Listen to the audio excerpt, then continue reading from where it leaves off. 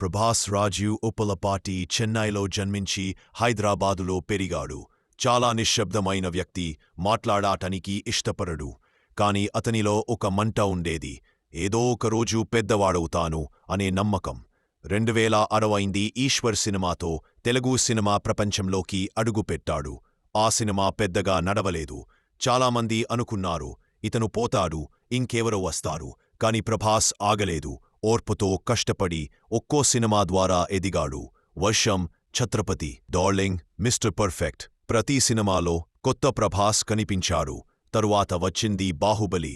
ఆ సినిమాతో కోసం 5 ఏళ్లు తన జీవితాన్నే అర్పించాడు. మరెవ్వరూ అంతకాలం ఒక సినిమాకి సమర్పించుకోలేదు. కాని ప్రభాస్ చేశాడు.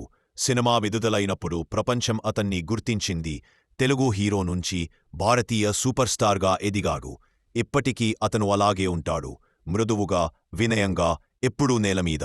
ప్రభాస్ జీవితం మనకు చెబుతుంది, గట్టిగా మాట్లాడాల్సిన అవసరం లేదు, నీ పని నీకు గలం అవుతుంది.